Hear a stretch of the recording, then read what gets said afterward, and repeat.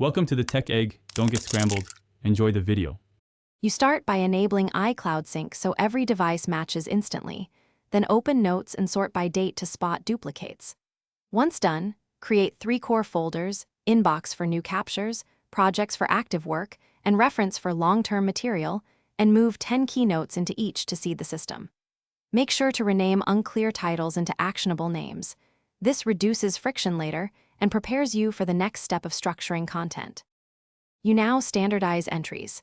Add tags and use prefixes such as to-do or ref to signal purpose. Then, go through long notes and split them into focus subnotes. At the same time, merge obvious duplicates so you keep one authoritative version. Once done, convert action items into checklists and attach files or photos to the right note. Make sure to keep titles searchable and to move completed project notes into Reference to keep inbox minimal, and you finish by scheduling a weekly 10 to 20-minute review to process the inbox and close items into Projects or Reference. This keeps the system alive.